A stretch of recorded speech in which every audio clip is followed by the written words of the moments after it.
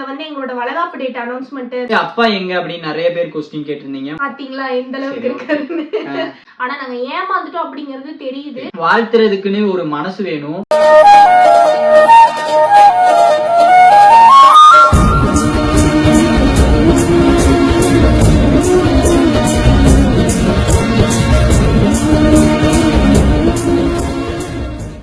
Hi friends, நாங்க தான் 2K couple மணிமுது. இன்னைக்கு என்ன வீடியோ அப்படின்னு பாத்தீங்கன்னா, நிறைய பேர் வந்து நிறைய கொஸ்டின்ஸ் கேட்டிருந்தீங்க. ஸோ எங்களை பத்தி என்ன தெரிஞ்சுக்கணும்னு ரீசெண்டா இன்ஸ்டாகிராம்ல வந்து நாங்க ஒரு கொஸ்டின் அண்ட் ஆன்சர் செக்ஷன் மாதிரி நடத்தியிருந்தோம். அதுல மோஸ்ட்லி எல்லாமே நாங்க வந்து பதிலளிச்ச கொஸ்டின்ஸ் தான் நிறைய வந்திருந்தது. குறிப்பிட்ட கொஸ்டின்ஸ்க்கு மட்டும் இப்ப நாங்க வந்து ஆன்சர் பண்ணணும் அப்படின்னு சொல்லிட்டு தான் இந்த விளாக் எடுக்கிறோம். அது மட்டும் இல்லாம இதுல வந்து எங்களோட வளகாப்பு டேட் அனௌன்ஸ்மெண்ட் இந்த மாதிரி கொஞ்சம் நிறைய பேச வேண்டியது இருக்கு. ஸோ ஸ்கிப் பண்ணாம பாருங்க. ரொம்ப அதிகமா கேட்டிருந்தது வந்து இது வந்து நாங்க இருக்கிறது சொந்த வீடா வாடகை வீடான்னு கேட்டிருந்தீங்க. நாங்க இப்ப இருக்கிறது வந்து வாடகை வீடு. அம்மா வந்து சொந்த வீட்டுல இருக்காங்க. அம்மா வரமாட்டாங்களா போக மாட்டாங்களா அப்படின்லாம் கேட்டிருந்தீங்க. எங்களுக்குமே பாத்தீங்கன்னா நிறைய லோன் இருக்கு. இப்போ ரீசெண்டா நம்ம கார் எடுத்திருந்தோம். இப்போ நாங்க ரீசெண்டா கேமரா எடுத்திருந்தோம்.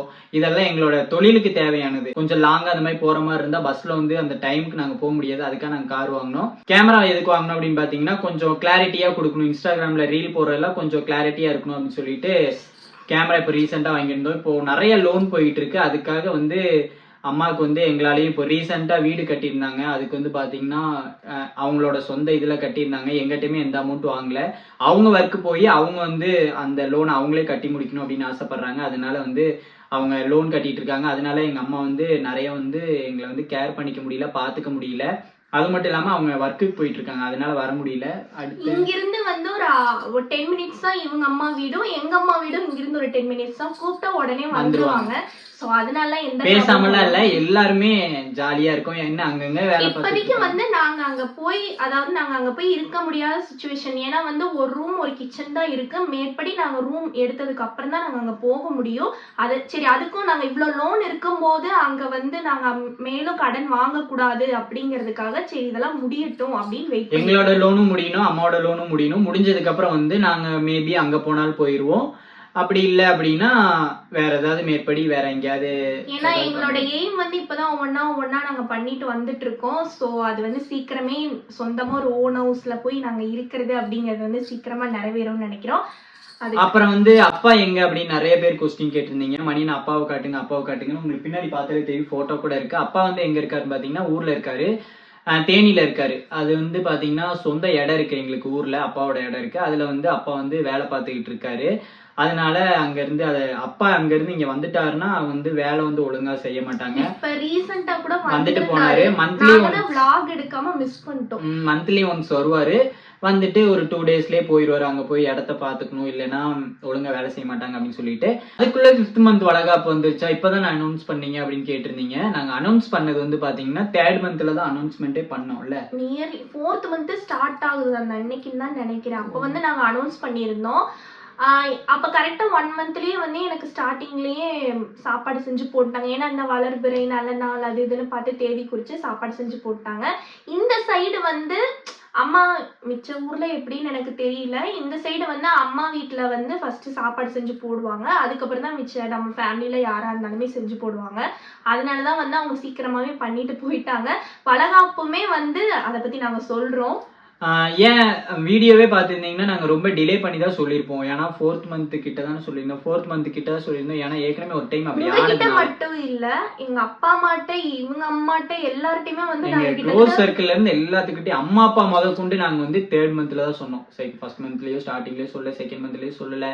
3rd மந்த்லயுமே கொஞ்சம் மேபி கொஞ்சம் கடைசியில தான் சொன்னோம். எல்லா ஃபேமிலிட்டையுமே கடைசியில தான் சொன்னோம். நாங்க அந்த 3rd மந்த் ஸ்கேன் பார்த்துட்டு அதுக்கப்புறம் தான் நாங்க வெளியவே இன்ஃபார்ம் பண்ணி. ஏன்னா நாங்க ஃபர்ஸ்ட் இதெல்லாம் நாங்க வந்து வாழ்க்கையில அடிபட்டது இப்படிதான் இருக்கணும் அப்படின்னு. அதனால டக்குன்னு நம்ம அனௌன்ஸ் பண்ணல. நிறைய பேர் வந்து 5th மந்த் ஸ்கேன் வந்து எடுத்துட்டீங்களா, அதை வீடியோ போடுங்க அப்படின்னு சொல்லி கேட்டிருந்தீங்க.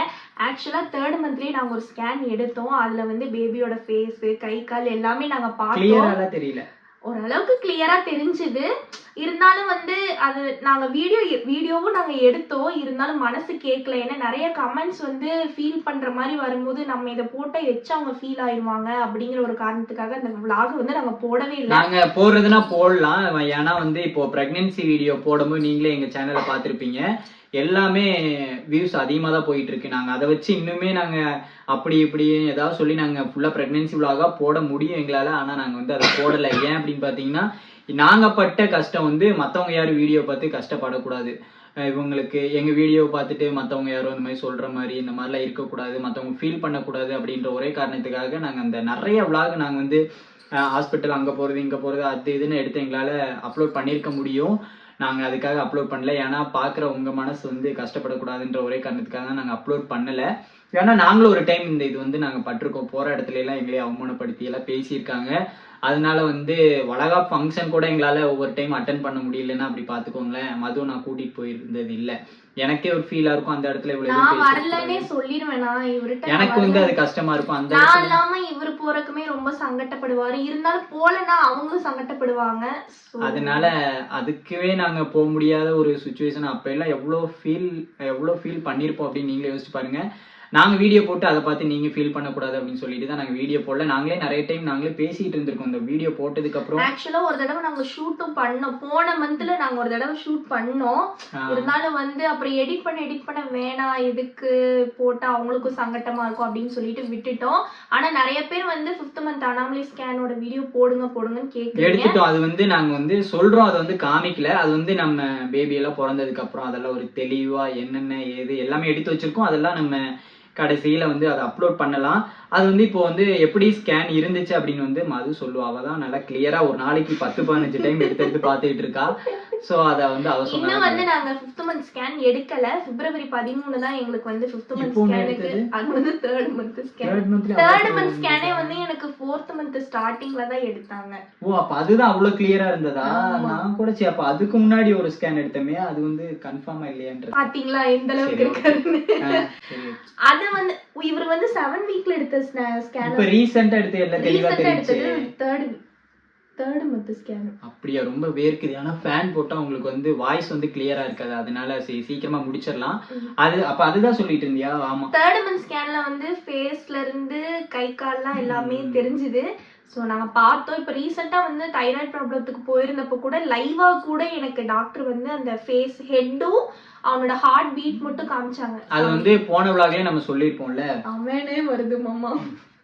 அந்த இது வந்து நம்ம போன விளாக்லயே சொல்லியிருப்போம். ஓகே, இது மட்டும் இல்லாம முக்கியமா ஒண்ணு வந்து நாங்க சொல்லணும்னு நினைச்சிருந்தோம். என்ன அப்படின்னு பாத்தீங்கன்னா ஸ்கேம். அது வந்து எங்களுக்கே பாத்தீங்கன்னா ஸ்கேம் பண்ணிருக்காங்க. நாங்களே பாத்தீங்கன்னா கிட்டத்தட்ட வந்து 1 lakh கிட்ட எங்களுக்கே பாத்தீங்கன்னா 1 lakh கிட்ட எங்களே ஸ்கேம் பண்ணிட்டாங்க. ரீசெண்டா வந்து ஒரு 1 monthக்கு முன்னாடி. நாங்க வந்து வெளியில வந்து எதுலையுமே சொல்லல.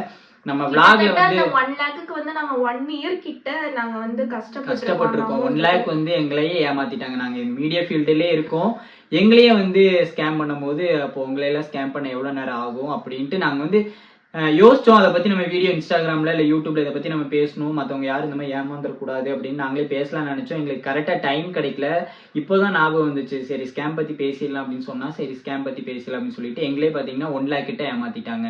எப்படி அப்படின்னு பாத்தீங்கன்னா இது வந்து உண்மை அப்படின்னு முழுக்க நம்ப வச்சிடறாங்க. இப்போ வந்து யாருமே இப்ப கேட்டீங்கன்னா வந்து ஆக்சுவலா நாங்க எப்படி ஏமாந்தோம்னா சோசியல் இன்ஃப்ளூயன்சரையே ஒரு செட் ஆஃப் பீப்புளை வந்து ஏமாத்திட்டாங்க. நாங்க எல்லாருமே வந்து அது உண்மை நம்பி கிட்டத்தட்ட ஒரு 6 month கிட்டே ஆயிருச்சு. ஆனா இப்ப வரைக்கும் எங்களுக்கு வந்து அதுக்கான பதில் வந்து கிடைக்கல. ஆனா நாங்க ஏமாந்துட்டோம் அப்படிங்கிறது தெரியுது. இருந்தாலும் நாங்க அதுல இருந்து மேல வரக்கு வந்து இன்னும் கஷ்டப்பட்டுட்டு தான் இருக்கோம். இப்ப எதுக்கு நாங்க இதை உங்ககிட்ட சொல்றோம்னா நீங்களும் ஏமாந்துடக்கூடாது அப்படின்னு ஒரே காரணத்துக்காக இதை கூட சொல்றோம். எங்க கையில இருந்து கொடுத்துருக்கோம்.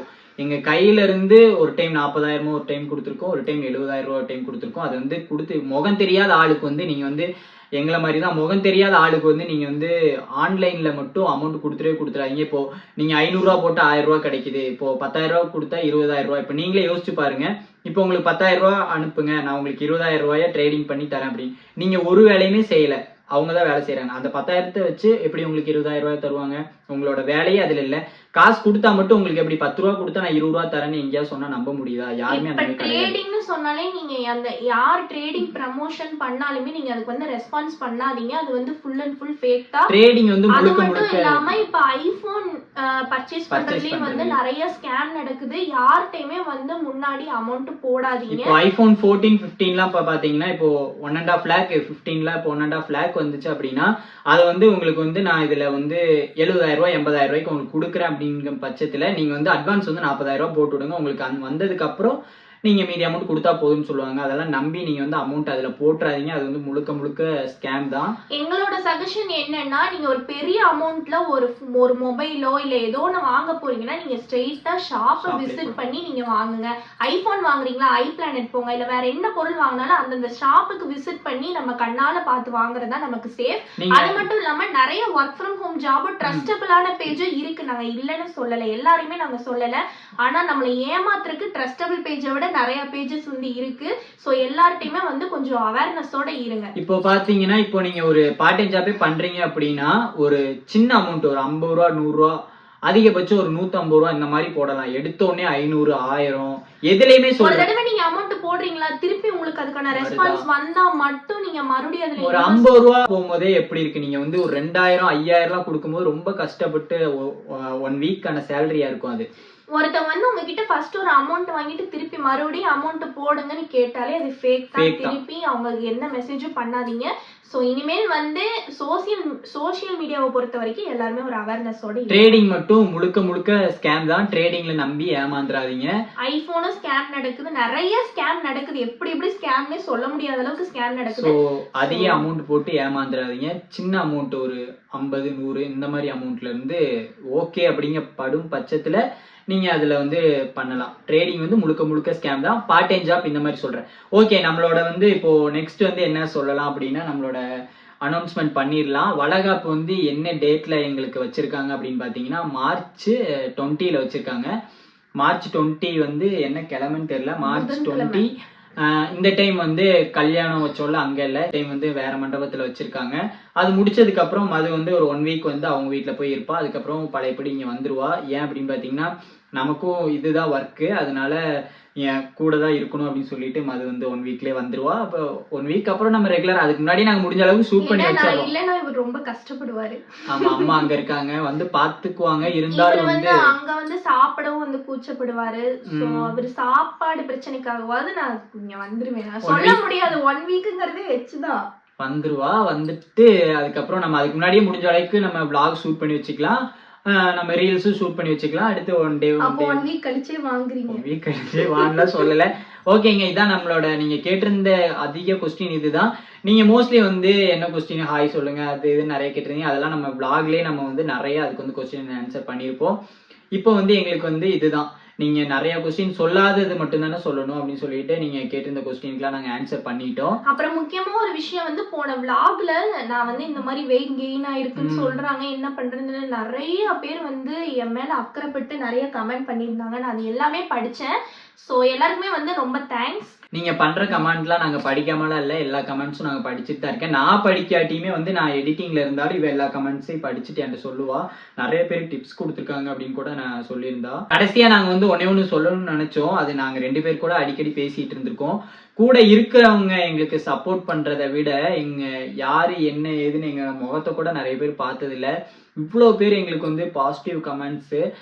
நிறைய பேர் அவார்ட் ஃபங்க்ஷனுக்குலாம் ஏன் நீங்க போறதில்ல, 800K வச்சிருக்கீங்க இருந்தாலும் நீங்க போகல அப்படின்னு கேட்டிருந்தீங்க. நான் கூட அதுக்கு ரிப்ளை பண்ணியிருந்தேன். எங்களுக்கு வந்து எந்த அவார்ட் ஃபங்க்ஷனுக்கு எங்களுக்கு வந்து போகவே பிடிக்கல. கூப்பிட்டாலும் நாங்கள் வந்து இப்போதைக்கு எங்களுக்கு வேண்டான்ட்டு நாங்க நிறைய அவார்ட் ஃபங்க்ஷன் நான் போனதுல நீ பண்ற கமெண்ட்ஸ் தான் எங்களுக்கு வந்து அதுக்கு வந்து ஒரு பெரிய ஃபிளாஷ்பேக் இருக்கு. அது இந்த வீடியோல பேசினா ரொம்ப லென்த்தா இருக்கும். ஷார்ட் அண்ட் ஸ்வீட்டா சொல்லிடலாம். எங்களுக்கு சப்போர்ட் பண்ற எல்லாருக்குமே நாங்க எப்பவுமே கடமைப்பட்டிருக்கோம். இவ பிரெக்னென்ட் ஆயிட்டா அப்படின்னு சொன்னோடனே எவ்வளோ கமெண்ட்ஸ், கிட்டத்தட்ட ஒரு 1500 2K கிட்ட நம்மளோட 2K மாதிரியே 2K கமெண்ட்ஸ் கிட்ட நம்மளோட யூடியூப்லயும் வந்திருந்தது. அவ்வளோ கமெண்ட்ஸ், அவ்வளோ மெசேஜ், எல்லாருக்குமே என்னால் ரிப்ளை பண்ண முடியல. எல்லாருக்குமே ரொம்ப ரொம்ப நன்றி. ஏன் அப்படின்னு பார்த்தீங்கன்னா நாங்கள் சந்தோஷப்படுறதை விட நீங்கள் யார் என்னன்னே தெரியல, அவ்வளோ சந்தோஷப்படுறீங்க, அவ்வளோ ஸ்டோரி போட்டிருந்தீங்க. வாழ்த்துறதுக்குன்னு ஒரு மனசு வேணும். இன்னொருத்தவங்க வந்து வளர்ந்து வரக்கூடாது அப்படின்னு நினைக்கிற உலகத்தில் நம்மளை சப்போர்ட் பண்ணி நீங்கள் மேலே வரணும் அப்படின்னு சொல்லி நினைக்கிற உறவுகள் வந்து அது வந்து சொல்ல மனசே வர மாட்டேங்குது. அவ்வளோ சப்போர்ட் பண்றீங்க, அதை நாங்க சொல்லணும்னு நினைச்சோம். ஓகே, இந்த vlog நம்ம இதோட முடிச்சுக்கலாம். நிறைய பேர் வந்து நீங்க என்ன ட்ரீட்மெண்ட் எடுத்து தைராய்டு இருக்கும்போது நீங்க பிரெக்னென்ட் ஆனீங்க அப்படின்னு சொல்லி நிறைய பேர் கேட்டிருந்தீங்க. அது சம்பந்தப்பட்ட கொஸ்டின்ஸ் இருந்தா நீங்க இந்த வீடியோக்கு கீழே கமெண்ட் பண்ணுங்க. நான் அதெல்லாம் பார்த்துட்டு நாங்க வந்து செப்பரேட்டா ஒரு vlog போடுறோம். ஸோ இந்த வீடியோ பிடிச்சிருந்தா லைக் பண்ணுங்க, ஷேர் பண்ணுங்க, கமெண்ட் பண்ணுங்க, மறக்காம சப்ஸ்கிரைப் பண்ணிக்கோங்க. பாய்.